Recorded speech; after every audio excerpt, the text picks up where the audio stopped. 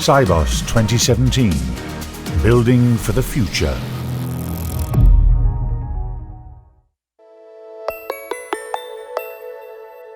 As financial crime risks evolve, the stakes have never been higher. Regulatory expectations continue to increase, and the shifting geopolitical environment creates an additional layer of complexity for tackling financial crime across the world. But you are not alone. Collaboration and innovation is driving standardization and efficiency in sanctions, counter-terrorist financing, AML, and cybersecurity programs. Join the conversation. Help create solutions for the present and the future of our industry.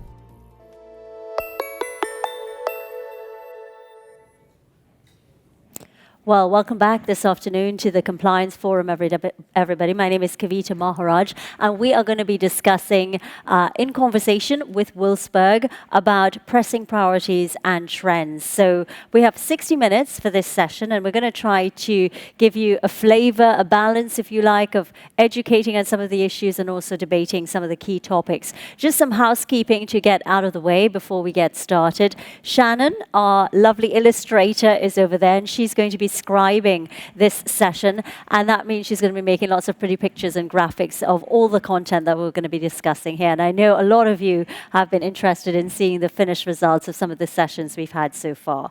So here's how I want to structure the session. Oh, before I carry on, I should also say that if you haven't downloaded the Cybos app yet, please do so, because it will give you the opportunity to send in your questions and comments as we're discussing this topic. So make sure when you download the app, you then go to menu, interact with sessions. Make sure you choose conference room 1, because if you choose another conference room, you'd be interacting with a session that's not this session. Also, you get the opportunity when you type in your questions there that you will each see each other's questions, and you have the opportunity to like each other's questions. And obviously the most liked questions come up at the top of my screen here, this iPad next to me, and I will bring those into the discussion. So please go ahead and use the app, because then it gives you the opportunity to interact. So here's how I want to structure the next 55 minutes or so.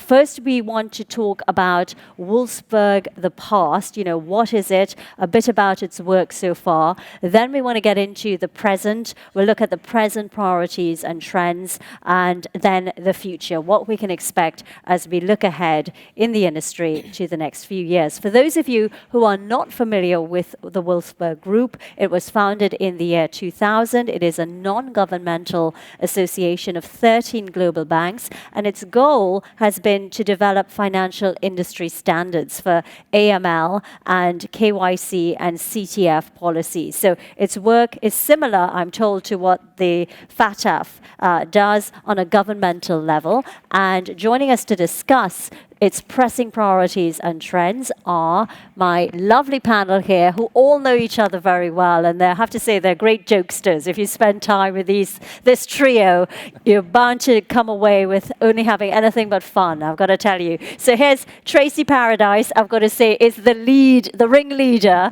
She is the executive secretary of the Wolfsberg Group, and Bill Fox is also with us. He is the managing director at Bank of America Merrill Lynch, and next to him is Denise Riley. She is the managing director at Citi. So welcome to all of you.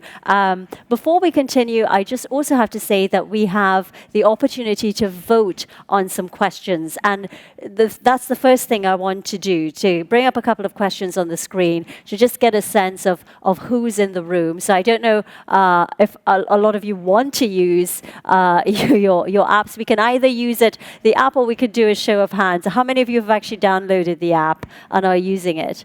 Okay, so most of you. Great. So we can carry on with the voting then.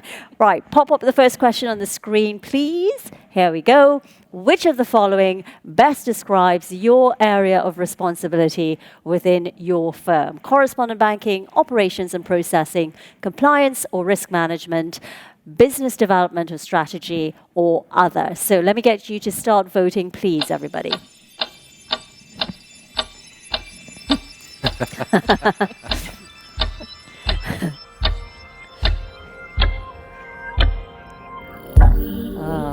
What a cliffhanger. So right, majority of you in compliance and risk, and correspondent banking, operations and business development. 6% in other. Let's bring up our next question. Have you heard about the Wolfsberg Group? Yes, and I am actively following its publications. Yes, and I am aware, but I'm not an active follower.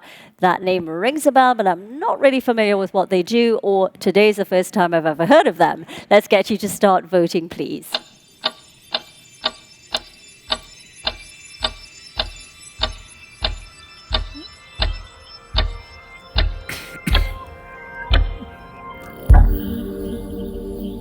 Okay, so 90% have heard of you and are aware, or close to that anyway, and either following actively or certainly aware but not an active follower. So that gives us a great sense. Thanks everybody for doing that. So Wolfsberg, past to the present day. I said a few brief words about what it was.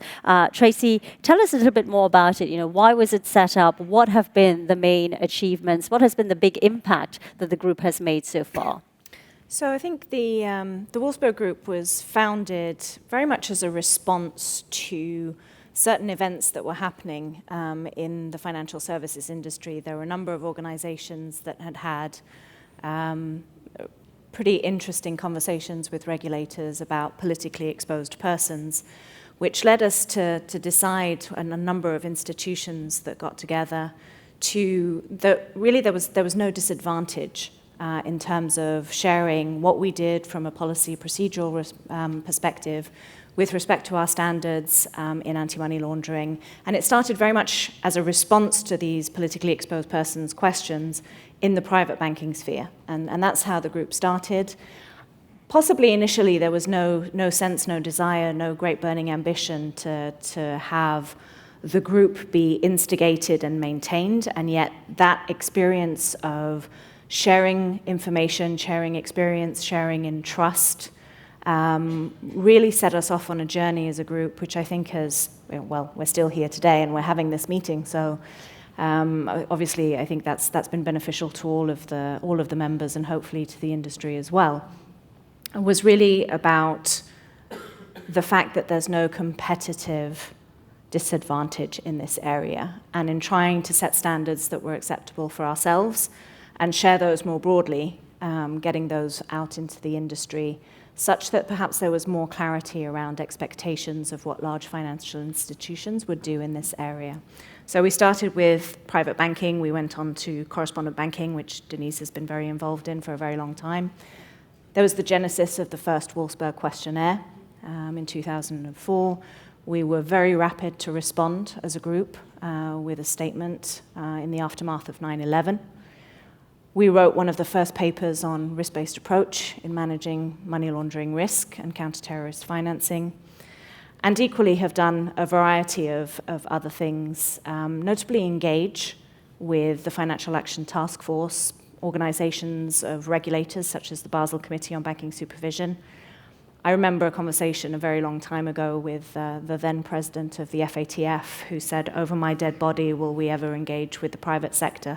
Mm-hmm. I'm glad to say we've really moved on from that situation, and we have a very, very good and effective working relationship with organizations such as the FATF. So I think we've actually done a lot for a group that really does this as a passion, rather than as a necessity, and is not necessarily structured with a very, very bureaucratic governance setup. You know, Tracy, it's funny. You were just talking about that time, when the private banking was coming out, and I was with the Treasury Department at the time, the U.S. Treasury Department, and of course, not long after that, 9/11 happened. And so we were working very hard on trying to figure out what response we could take from a Treasury Department. And of course, we had the immediate responses we used with economic sanctions and that sort of thing. But actually, what we did is we studied pretty hard the Wolfsberg Group and the whole thing, because what we looked at was, in some ways, it was kind of a miracle, right? You had governments really upset with certain institutions about certain high-profile sort of corrupt leaders, and And the governments were up in arms, the legislative bodies were up in arms, the whole thing. And what ended up happening is that the banks got together in a chateau in Switzerland, literally locked themselves in rooms, I think, right? If they're going to lock themselves in a room, these And- bankers were going to find a chateau. Yeah, but not a bad place to be locked in a room, right? Also with But- some Chateau Mouton, I'm sure, as well. Exactly, but they hammered out these standards for private banking that have honestly survived to today. And we were very serious about that at the Treasury Department, because we looked back on that and we said, my God, if we could get the banks and the industry to sort of take this, because the standards that they came up with were tough standards. This isn't, we're not going to do anything, we're just going to say we're doing stuff. They say if you live to the Wolfsberg principles, it's actually pretty tough.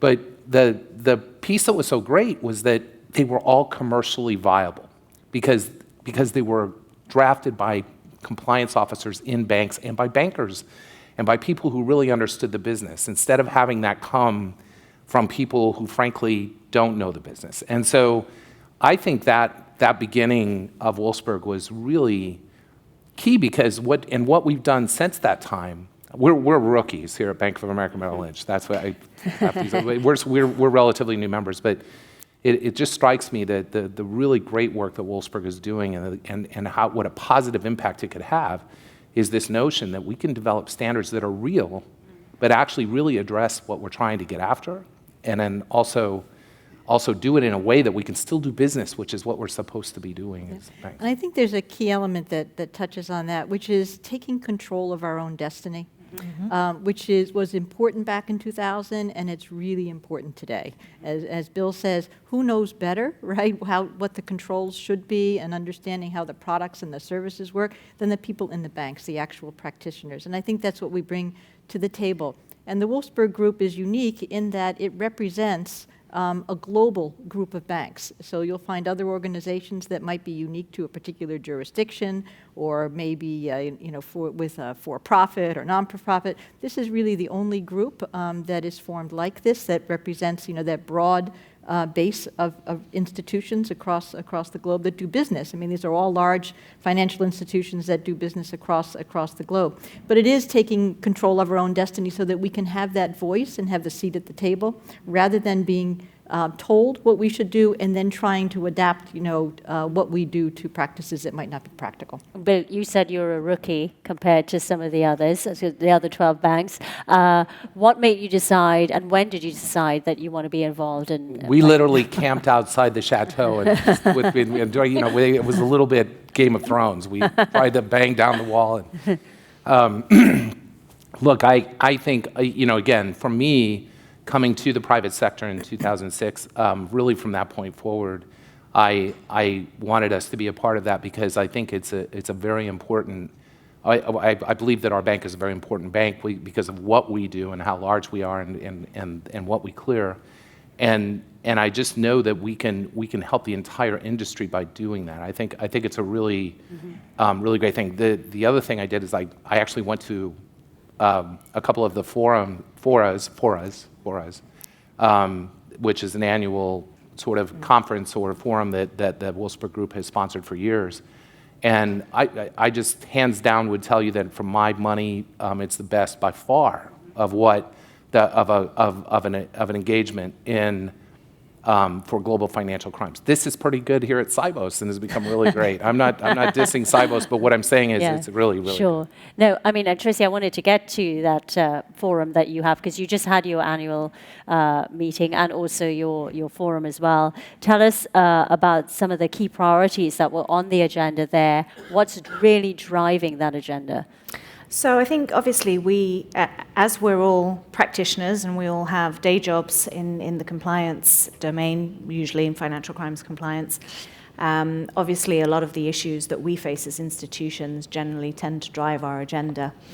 Some of the things that we discussed at our annual conference in June were obviously some of the discussions you've been having, the panel before, on RegTech, how innovation makes our processes potentially more effective, more efficient. We'll come back to effectiveness. Effectiveness, I think, is the overarching principle that we are striving to achieve in everything that we do. It's very much what underpins and motivates a lot of the work that we do. Obviously, we've got perhaps the more standard things that we work on. So we're working on tax transparency principles. We are about to issue frequently asked questions on country risk. We've got a number of working groups that are focused very much on the future of surveillance, transaction monitoring, how we harness innovation in a manner that really supports our risk management processes. But most of this boils down to how do we become more effective, because actually we realize that we do a lot. We have a cost base from a compliance perspective across our institutions, which is quite considerable. And actually, if we look at the outcomes are not particularly satisfying in terms of what's actually achieved. Do you think that's because when people say, let's be more effective, they don't actually necessarily list the KPIs that they're talking about? What does effectiveness look like? What's the measure of effectiveness? What are the things that we're thinking, oh, well, if we have that, we're effective? Kavita, you want a job? Listen, that's the key to the whole thing. I think that with the frustration that the industry feels, and I think the government feels in large measure, is that we all agree that this stuff that we're doing is really, really important. What's very hard is that what's happening today is that we're being held to sort of a very high compliance standard, right? And it's my hypothesis that you can have a perfectly technically compliant program and still be ineffective at financial crimes mitigation, right? Because crossing all the T's and dotting all the I's don't really get you the bad guys, right? You've really got to approach that a different way. And in fact, the friction that has been placed in the system about how we can adjust our automated detection systems, it takes so long now with model validation and things like that, or just you can name hundreds of different things. So our view is we should be pulling back a little bit, both as a government, both the private and public sector, and saying what do we really want out of these programs? What are the outcomes we want? Define them. Then figure out how to measure them, which is exactly the right point, Kavita. I mean, you couldn't have hit that thank you. They didn't give me that MBA for nothing. Like I said, you've got a place at Bank of America if you want to. But finding out how to measure these outcomes, and then theoretically, if we're measuring these outcomes, right? Then isn't that what we want out of that? I mean, if these are the outcomes that everybody agrees this is what needs to happen, and if we can prove through measurements that we're achieving those outcomes, whatever they are, why do you need to worry about crossing T's and dotting I's and writing memos and doing, because we're actually achieving what is moving out there. How we do it is better if it's left up to the banks as opposed to somebody who really doesn't understand how it works telling you how to do it. And that's a piece. It's not going to be easy work to do that, but that's what we're trying to advocate and push towards. And this point of effectiveness really is the key point. If you look at the things that we work on, there is not general agreement across the broad ecosystem of the banks, the regulators, and governments as to what effectiveness really looks like. Can you give us some examples? Well, our view is that we're now we're not focused particularly on outcomes, but we're focused on processes, right? So there should be a balance. So we all believe in controls and good proper controls in a compliance department or throughout in a bank in any of our processes.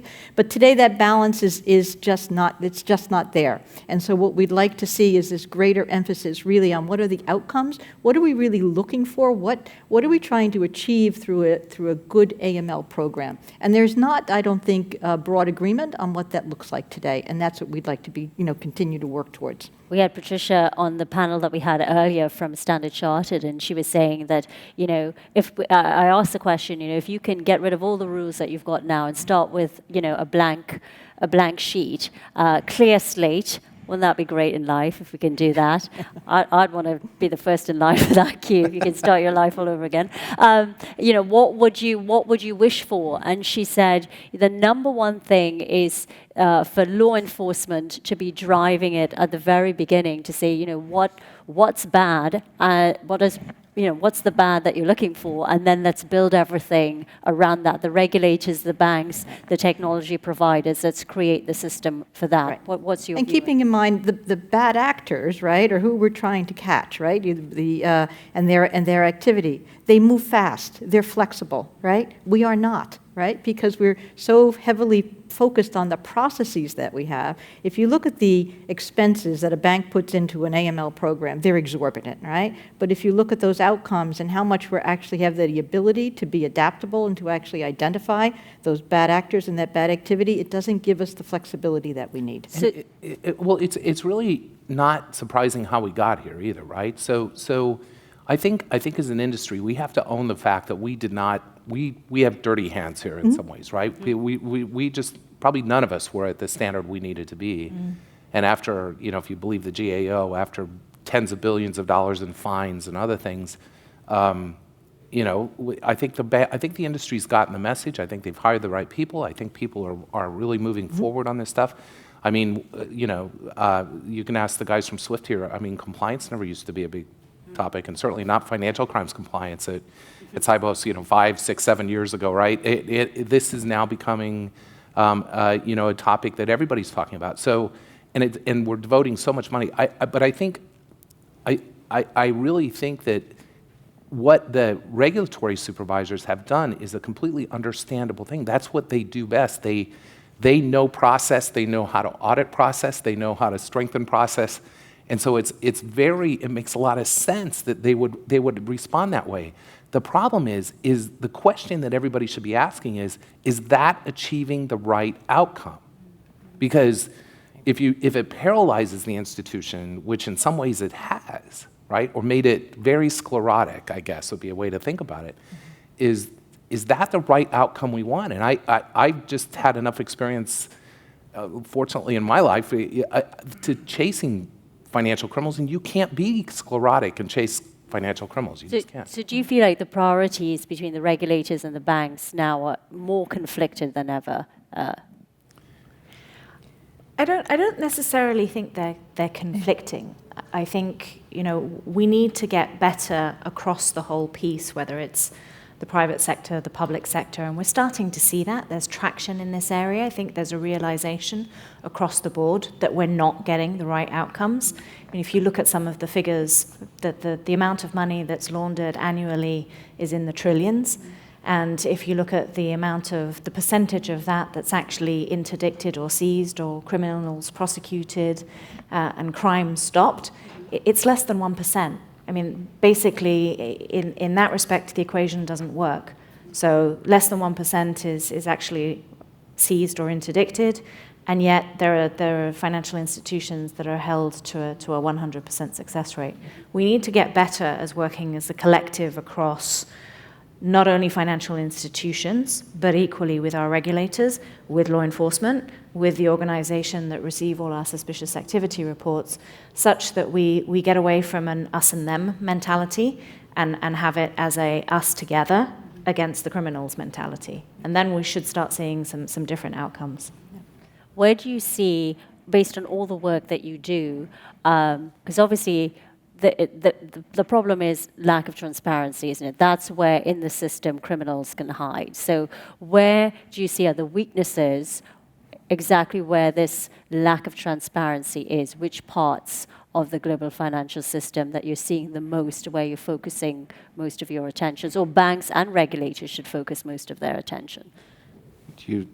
Well, it is in your higher risk products and services, and the risk always is where you don't have information. That's why we always stress information sharing as one of our big priorities. But if you take correspondent banking, right, which is a topic that always comes up, what makes that high risk is the fact that it's cross-border activity, right, and the parties who are conducting that activity are not your direct clients, and so you don't have the knowledge of that behavior as you would want to have. And so I think that's one of the big areas of focus. It will continue to be a big area of focus. I think you look at those things that provide cover, right? So cash, right? Right. Cryptocurrencies, right? I think one of the cryptocurrencies has made the decision to move to a completely anonymous system, right? And once that happens, and we see this with significant frauds and stuff, if somebody What will happen oftentimes is they'll open up an account at our bank, frankly, and they look innocent, everything's fine, and they'll fool or spoof somebody into transferring a ton of money into that account, and then they remove that account immediately, and we know it's going to an exchange, on one of the cryptocurrencies. So and then once it's there, we're done. Once it leaves the system, we're done. I actually think the controls we built in the system, and we have to stay vigilant, I think, as the system innovates, as it needs to. I think if we can keep it transparent, we have half a chance of doing that. And I think Denise's other point was really, really good, and that is that in many ways the institutions are fighting this battle with one hand tied behind their back. And we've got to figure out a way, and this was a topic of an earlier session, I know, to get better sharing of information from the government. And it's not just sharing of information. It really is, we ought to be looking at this as a problem that is not only a national problem, it's a global problem. And when you think of the bad things that financial crimes results in, right? The corruption, the sort of skewing of markets, the clogging of financial systems, and then some of the unintended consequences, the de-risking and things. Yeah. You're really, this is a problem that we all should be working on together, and there's no reason we can't do that. And most jurisdictions, we're gaining authorities and setting up structures to be able to do that. And we know when we're doing it, it's making all the difference in the world, right?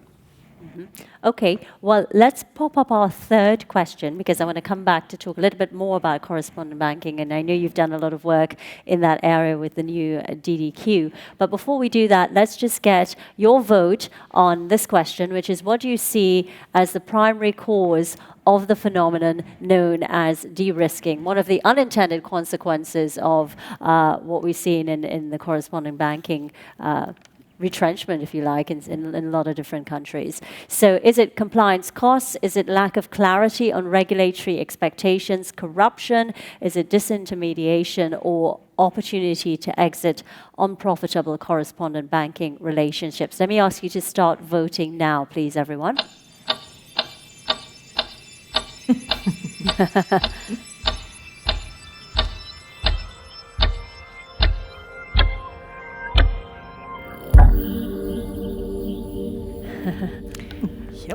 Yep. Your reactions. Well, I mean, I think we've seen a lot of repetitive, bureaucratic processes, to Denise's earlier point, which have gained traction over the years. Regulatory expectations have evolved, but there hasn't necessarily been that level of clarity, and therefore there's a lot of unnecessary bilateral, multilateral exchange in the area of correspondent banking. There's also risk versus reward, with the costs being so high for smaller relationships. There's an element there that the financial institutions need to remember also, in being good corporate citizens, that they're actually there to play a role in financing and allowing business to happen, but they have to do it in a manner which manages their risk and is aligned to their risk appetite. And frankly, I think risk appetite probably has changed quite considerably as regulatory requirements say certain things, and then regulatory expectations move you down a very different route, usually by enforcement action, which is not something that anybody really likes to go through. But I might comment that the term de-risking, though, we prefer not to use that, because actually what's happened with the closing of correspondent relationships is more demarketing, right?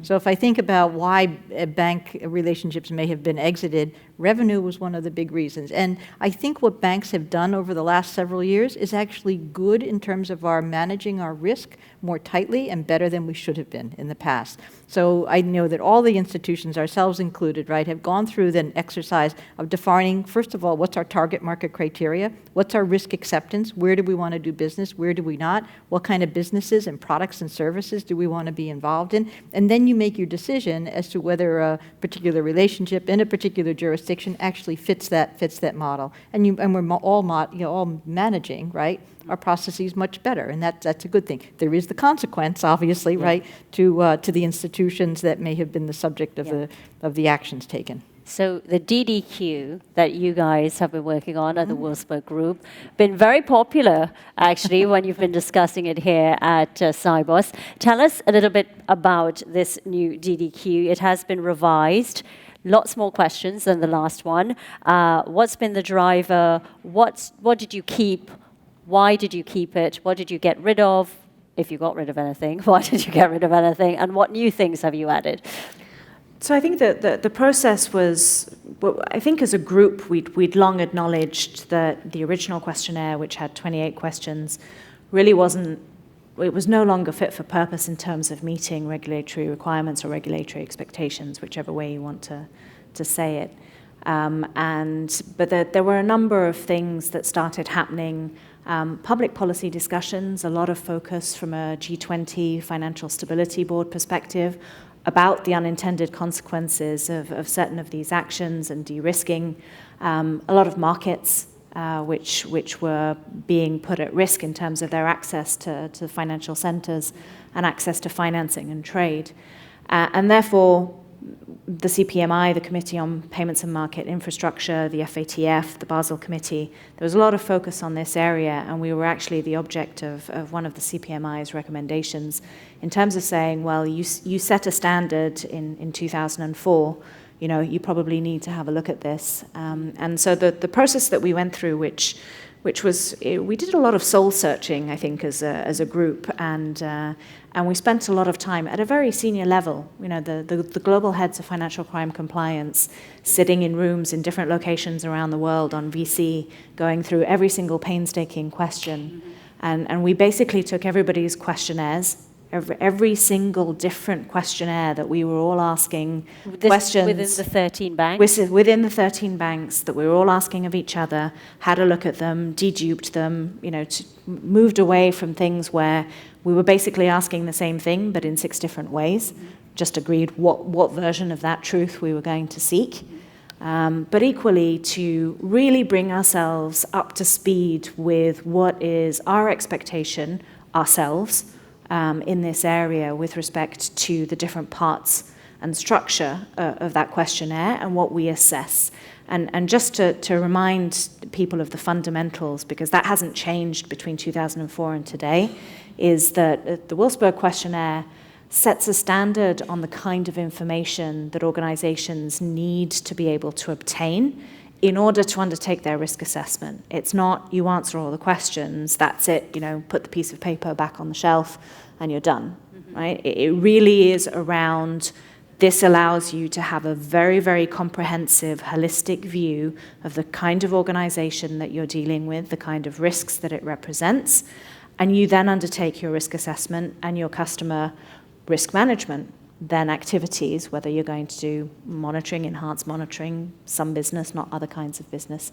And that's really what we wanted to get to in terms of driving that consistency such that we move away from situations where if you've got multiple respondents or correspondents, you're looking at 60 different versions, all at very, very different levels, which then drive you to have multilateral conversations as you try and figure out what the answer actually is and what the response should be, rather than have one data standard, which then drives your focus really on the management of risk and how you understand that risk because you have that consistency.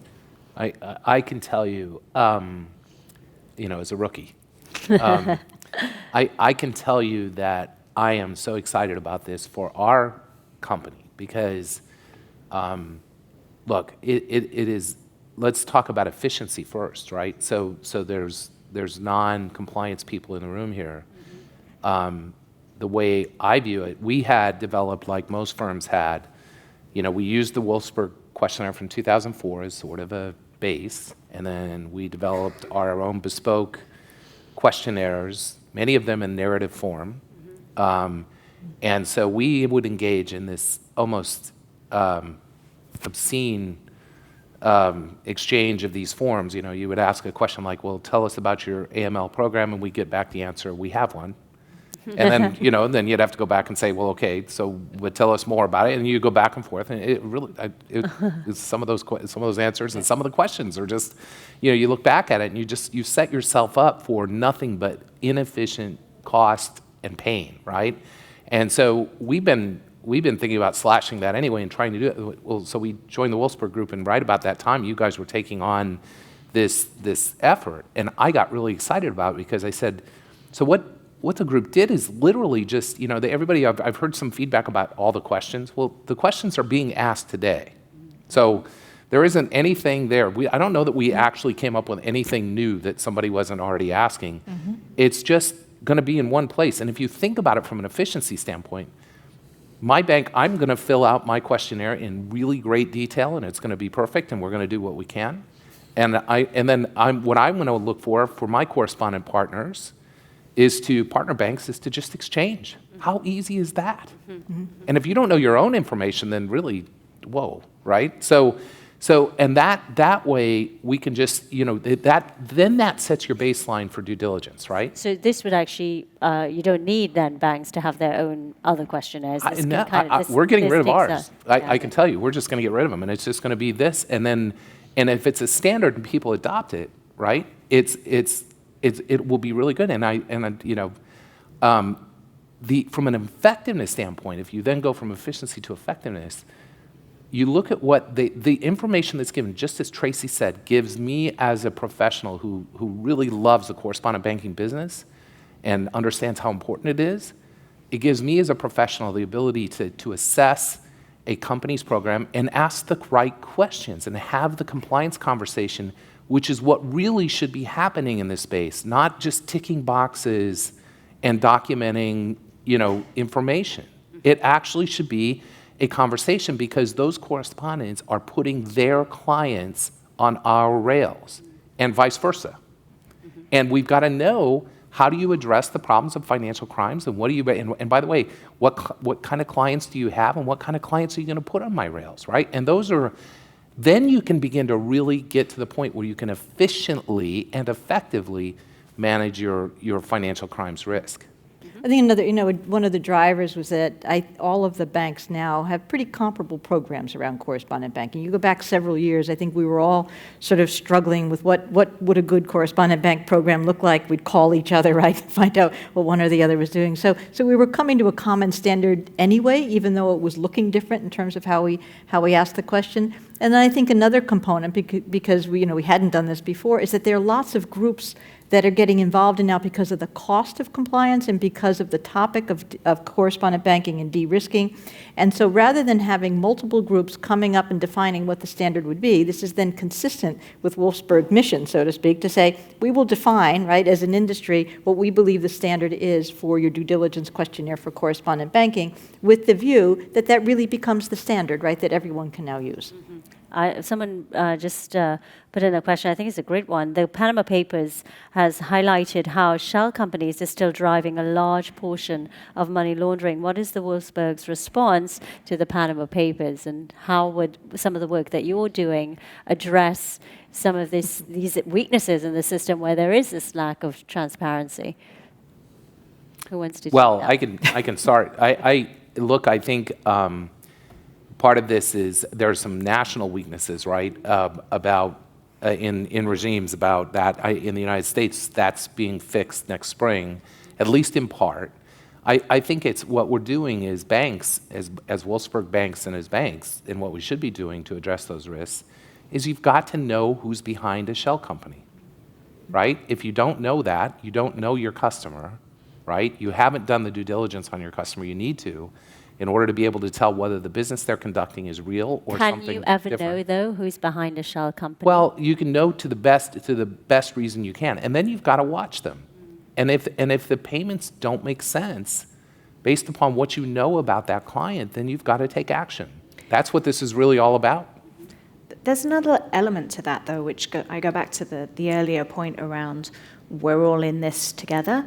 There's a certain supervisory responsibility from these jurisdictions as well, and the onus on the supervisory community for where you have instances like the Panama Papers, but there are so many other examples where the legislative framework of a country actually allows for that inherent lack of transparency in some of the products and services. Or even like legal firms Exactly. which don't have accountability or... In the different requirements, so that the designated non-financial services and businesses under the FATF, they actually all have the same requirements, except they're not regulated and they're not supervised to the same standard as banks are.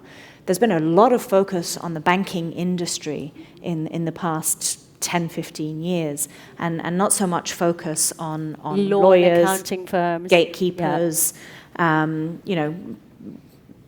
professional services providers who basically provide quite a lot of services that either then touch a financial institution because they become our clients, or else allow for certain things to happen where they inherently generate a lack of transparency in the system. So there's also an element there around supervisory responsibility, which I think is really important, and we tend to forget. We tend to forget that that's an equal part to play in protecting the integrity of the financial system. It's not up to financial institutions to set a standard or police a different country's supervisory or AML CTF framework. Right. But I think a Wolfsberg role here would be as advocacy, right, for that point of view, that it's really not the banks that should be policing this, that we actually need in the jurisdictions the appropriate laws to be put in place. Yeah. Okay. What about collecting information from these DDQs? Is it feasible? I mean, what are the group's expectations on how utilities should approach this? Well, just to share with everybody, before we're going live with the due diligence questionnaire, we beta tested it on ourselves. And one of the key questions as we went through and defined what the questions were going to be would be, would you answer that question? If we said no, the question came off the list. So with respect to utilities, right, the hope really is that if this is the defined standard for due diligence questionnaire for correspondent banking, that this is what the utilities then will use. And I think it actually then avoids a lot of the work and the processes where there are working groups to define what a utilities questions would be. That no longer needs to be done. We take the Wolfsberg due diligence questionnaire, and that can be assumed to be the appropriate set of questions. I mean, Bill, you're probably the great person to answer this, which is about the Wolfsberg Group. Is it seeking some kind of regulatory endorsement? I think it will come. Let me put it that way. I would think we would welcome it a great deal, and I think we are in discussions with certain spaces, but I think it will come because what we've done is actually set a standard again. I think what I'm very proud about is that the group has taken, like they did with private banking and like they did with some other issues along the way, is we've set a standard for due diligence, the base due diligence for correspondent banking. We think with this due diligence, firms will be armed to be able to have the conversations with their correspondents and make the whole thing safer. By the way, if a firm gets this questionnaire and they can't answer certain of these questions because they aren't there, that should tell them something, right? Because that should say, we got to go work on that. Because if we're not doing this, so in some ways it's a guide to say, show you where the gaps are in your system. Because this is, and by the way, these are the expectations of supervisors, and certainly, I think we have the 7 largest clearing banks in the world in Wolfsberg. So this is it's kind of we think it's a very fair and good standard, and one that actually exists today, but put into a very clear and efficient format that will work really well. A couple of great questions coming through. I love this one. If you had a magic wand, God, I'd choose so many different things. What is the one thing you would change about financial crimes risk management as it exists today? I would focus. This is my go, Bill. This is my big thing. Magic wand. I would go magic wand. I would say, go back to what we were talking about when in the United States anyway, and I think at the FATF too, when we were talking about financial crimes having programs. Each of the programs were to be designed by the institution for their businesses, their clients, the way they do business, not the way regulatory supervisors have said in guidance you should do it. And measure effectiveness, right, through outcomes. and hold us to account on the outcomes, right? We'll do that. Some people say, oh, well, you're just trying to get out of this. On the contrary, I actually think if we do that and do it well, it will be harder. But the reality is we'll be able to do it efficiently within the bounds of our own, and we can stop chasing innocent people and actually go back to chasing bad guys. And if we get to that point, that's the magic wand I would make us accountable for the outcomes and producing the measurements, the KPIs, that demonstrate that we're achieving those outcomes. And if we could get that, if we could have that conversation with our government colleagues and get those outcomes defined, we could get there. And then supervisors, all they would have to do is to make sure that we're hitting our numbers and that the numbers, the metrics we defined are not phony, right? That they're real. And if you do that, all the rest of this could go away and we could go get back to business and do it. You're never going to be able to achieve the outcomes of these programs if you're not largely compliant, if you don't know your customers, if you're not paying attention to your automated detection systems in a hygienic way, right? And making sure that you don't have bad things. None of that stuff, you're never going to be able to achieve the outcomes if you do that, but it stops all of the inefficiency along the way. I'd like Bill's wand, actually. If I couldn't have that, right, I think, focus on the information sharing, right, because I think that if you look at the context within which we operate, we have these processes and we report out on suspicious activity, possibly suspicious activity, and we don't get the feedback, right? And that more broader sharing of information, both within a particular jurisdiction, so speaking for the U.S., but across jurisdictions as well. I think there needs to be a recognition, if we could get in our programs, the recognition that money doesn't move vertically, it moves horizontally. And if you're going to actually detect the bad actors, you need the ability to see that information, right, in order to detect the bad actors.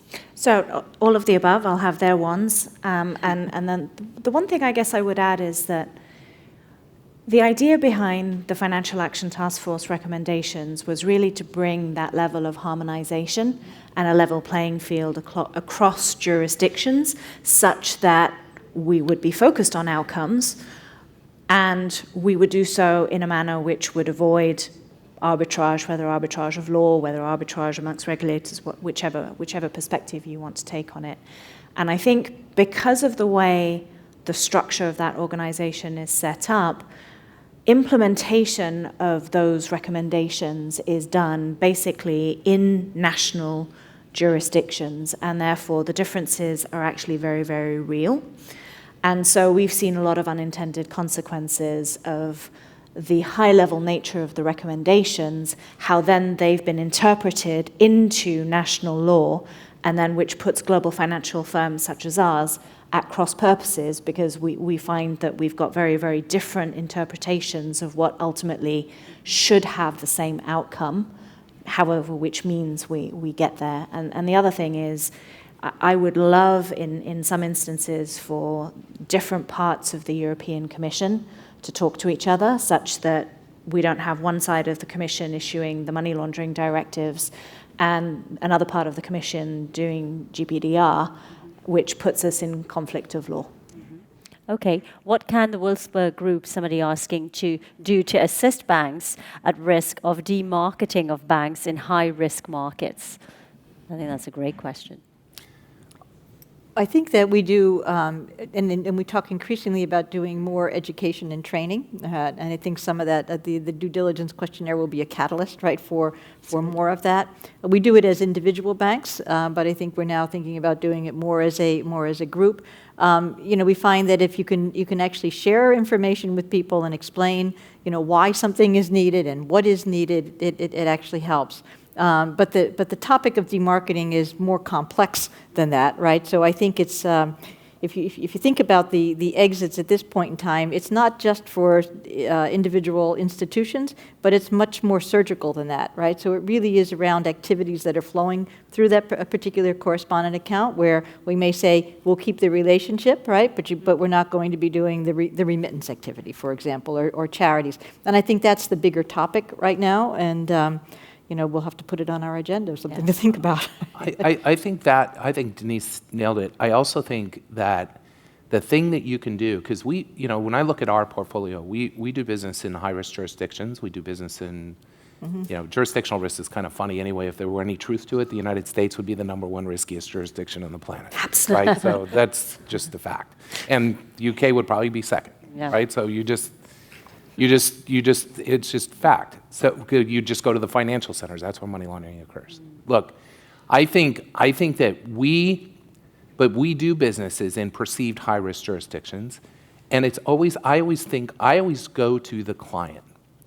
And when the client can convince me that they are really paying attention to their stuff, if I know about what they're going to put on our rails and I'm comfortable with that, and they do that, because I can validate that through watching the activity a little bit, I don't care if they're from Mars.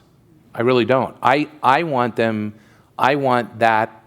So I think if I were in a market, or if I had been demarketed or de-risked, whatever you want to call it, and the thing that I would do is I would focus. I think this DDQ form, believe it or not, can be viewed, and it's not a perfect one, not a perfect proxy, but it can be viewed for what the big clearing banks are looking for from banks regarding their financial crimes program.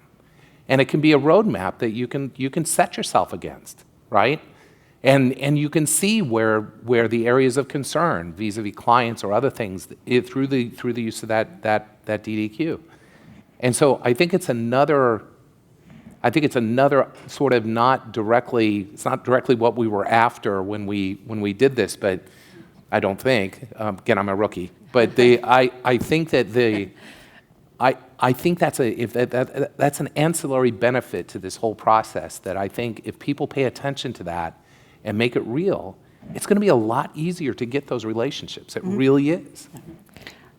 Sorry, go ahead. Just one thing to add to that. I think one of the key messages we've received from the Financial Stability Board Correspondent Banking Coordination Group is really their concern around capacity building, and so we're planning as this rolls out, as we start socializing, starting to be more awareness, is actually help and work with them. To my earlier point around supervisors and supervisory expectations, I see a role for organizations such as the IMF, the World Bank, UNODC, the FSB, to basically say, okay, so we accept that this is the standard, and this is what we want to do, and this is how we do capacity building and training and awareness raising, and set that goal such that organizations can work towards that. Now, that doesn't necessarily guarantee that relationships will be reopened. However, it gives them a much better conversation to have.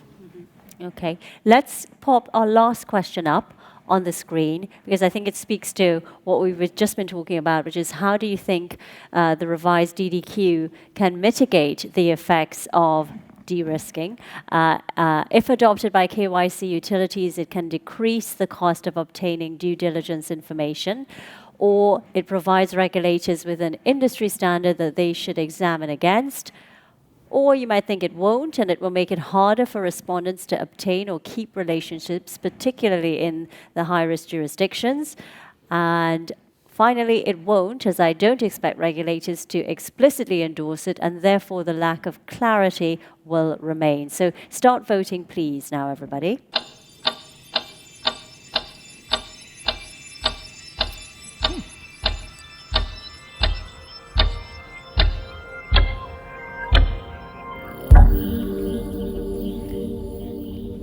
Well, I'm quite happy to see that 0%, actually. not focused on the rest of it, but actually, if that's the message, I think that's a pretty good outcome. What you were expecting? Well, I certainly think for utilities, obviously, I think we've been able to set out what the benefits are in having a consistent standard. If utilities adopt that and that gets used, that contributes to decreasing costs even further. I think it does provide a standard, a clarity for regulators. Whether or not they'll explicitly endorse it, endorsement for me takes on multiple forms. And I think regulators don't have a great track record of endorsing things that the private sector does. That might be slightly extreme. However, they may in one way, shape, or form, offer some form of support. And if that happens, that I think gives even more impetus to hopefully getting to that stage of transparency. I think those are really good points. It's and it's completely understandable. I'm worried about number two too, because I think if our supervisors make this tick the box, it will fail, right? Or it won't fail, but it will be less than what we hope it will be, which, as Tracy said, is a basis for an assessment and a conversation about due diligence, right? With correspondence. I think whether regulatory supervisors accept it or not, I think if it becomes an industry standard, like the private banking principles before it, and like, frankly, the Wolfsberg questionnaire from 2004 became, I think it will be irrelevant whether they actually explicitly endorse it, because it will almost, as a result, it will just become the standard.